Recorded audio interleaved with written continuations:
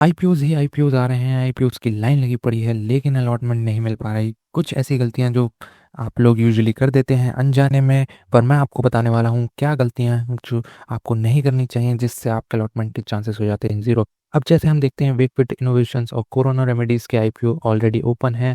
तो जैसे मैंने इन दोनों की डिटेल्ड एनालिसिस बनाई है, जो कि आप हमारे चैनल पर जाकर चेक कर सकते हैं। अब देखते हैं, जैसे हमें कोरोना रेमेडीज़ एक आईपीओ है, इसमें हम क्या गलती ना करें ताकि हमें अप अलॉटमेंट के चांसेस हमारे ज़्यादा हों, और एंड में मैं एक टिप दूंगा जिससे आपके चांसेस और बढ़ जाएंगे। तो हेलो दोस्तों, I am Rahul and welcome to my channel. ये जो मैं स्पेसिफिक गलतियां बताने जा रहा हूँ, इस तरीके से ये गलतियां ना करें, और जैसे मैं बताऊंगा वैसे ही आईपीओ लगाएं। तो अब देखते हैं, जैसे हमें कोरोना रेमेडीज लिमिटेड का आईपीओ लगाना है। अब ये मैं आपको दिखा रहा हूँ एंजल वन के अकाउंट पर। तो आप अप्लाई करेंगे, आपको कुछ इस तरीके का बॉक्स दिखाई देगा। अब आपको क्या करना है, आपको करेक्ट इन्वेस्टर टाइप सेलेक्ट कर लेना है। अब ये एक बहुत इंपॉर्टेंट पॉइंट है। यूजुअली आप करेक्ट इन्वेस्टर टाइप सेलेक्ट नहीं करते हैं, तो उसकी वजह से आपको प्रॉब्लम फेस करनी पड़ सकती है। अगर आप एक एम्प्लॉय नहीं हैं और उसके बावजूद आप एम्प्लॉय कोटा सिलेक्ट कर लेते हैं, तो आपकी एप्लीकेशन हो जाएगी रिजेक्ट।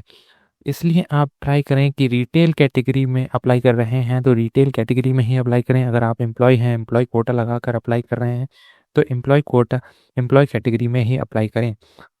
तो बात करते हैं कि आगे क्या करना है।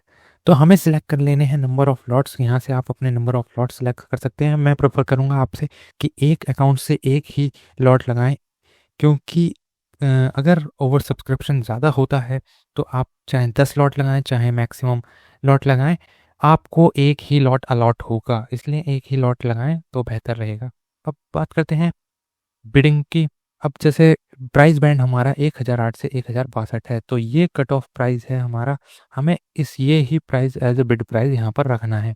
बिड प्राइस रखने के बाद आपको एक अपनी यूपीआई आईडी डाल देनी है। यूपीआई आईडी आप कोई सी भी डाल सकते हैं, पर मैं कहूँगा कि आप अपने ही बैंक अकाउंट की यूपीआई आईडी यूज़ करें। अपने फादर, मदर या किसी और के बैंक अकाउंट जिसका पैन कार्ड अलग है, उनकी यूज़ ना करें। जिस पैन कार्ड से आपका डीमैट अकाउंट खुला है, उसी पैन कार्ड वाले पर्सन के बैंक अकाउंट से आप यूपीआई आईडी यूज़ करें, ताकि उससे ही आपका एप्लीकेशन एक ही पैन कार्ड पर दिखाई दे और वो वैलिड एकदम रहेगी और आपके अलॉटमेंट के चांसेस बढ़ जाएंगे। अब दूसरी बात करते हैं हम कि कुछ होता है कि लाइक किसी और ब्रोकर में, जैसे कि मैं आपको दिखाना चाहूँगा कि आप ग्रो में, जैसे कोरोना रेमेडीज ही हम अप्लाई करने जाते हैं जैसे, तो यहाँ पर रेगुलर लिख कर आता है।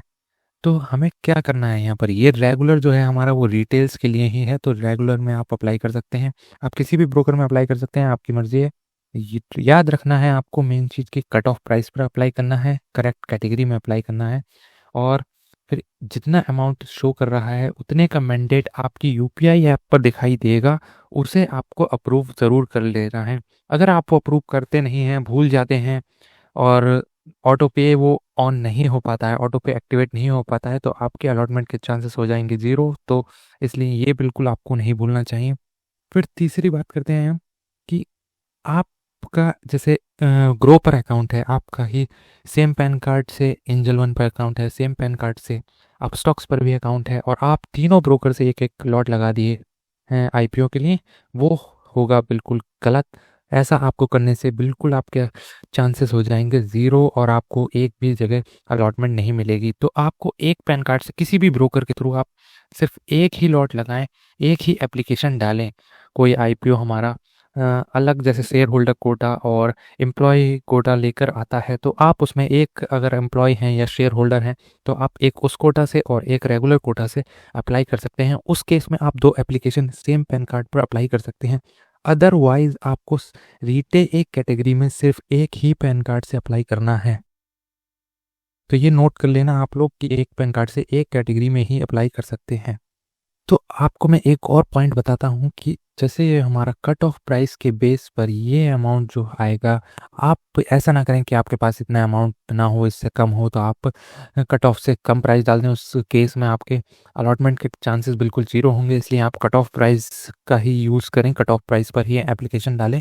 और जो अमाउंट आपका उस टाइम बैठेगा किसी भी आईपीओ में, आप सिर्फ इस आईपीओ के लिए नहीं, किसी भी आईपीओ में ऐसा इसी तरीके से अप्लाई करें, और जो भी अमाउंट आपका बैठेगा वो अमाउंट आप अपने बैंक अकाउंट में उस टाइम रखें, ताकि वो ब्लॉक हो जाए और आप को जब वो अलॉटमेंट मिले तो वो ऑटोमेटिकली आपके बैंक अकाउंट से कट हो जाएगा। आपको अलॉटमेंट अगर आपको अलॉटमेंट नहीं मिलती है तो ये बैलेंस, ये अमाउंट आपके बैंक अकाउंट से कट नहीं होगा। उस केस में ये हो जाएगा अनफ्रीज, अनब्लॉक्ड, और आपके बैंक अकाउंट में शो करने लगेगा।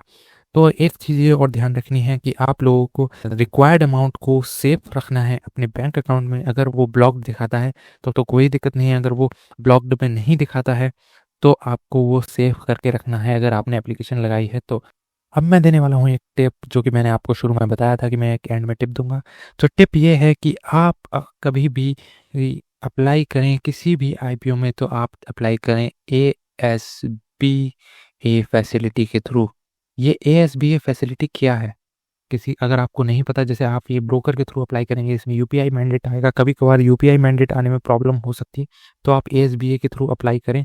एएसबीए एक एक इंटरनेट बैंकिंग की फैसिलिटी है, जिसमें आपको क्या करना है, आपको जाना है अपने प्रोफाइल सेक्शन में, जिसमें आपको मिलेगा डीमैट अकाउंट नंबर, उसे कॉपी कर लेना है और चले जाना है अपनी नेट बैंकिंग में।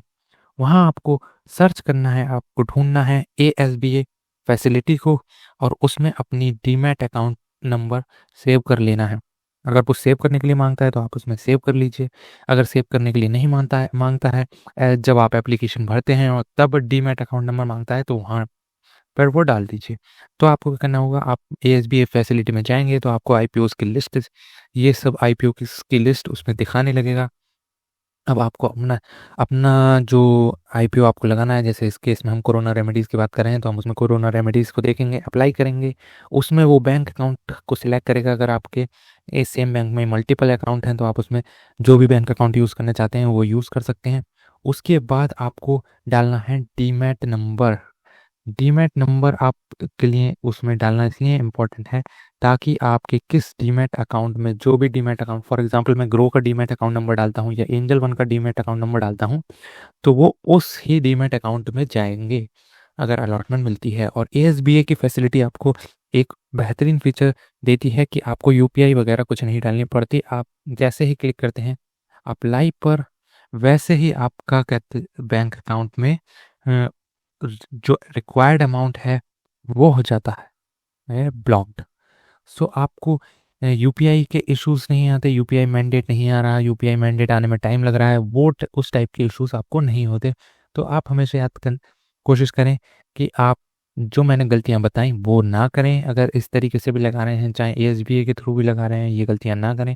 और कोशिश करें ASBA के थ्रू लगा सकें तो अच्छी बात है, नहीं लगा सकते हैं, यूपीआई से ही लगाना है तो इसी तरीके से जैसे मैंने बताया उस तरीके से लगाएं और ये गलतियां ना करें। बाकी आपको वीडियो पसंद आई हो तो लाइक करें, शेयर करें, सब्सक्राइब करें एंड कमेंट करके बताएं कि आपको हमारे टिप्स कैसे लगे। और थैंक्स फॉर वॉचिंग।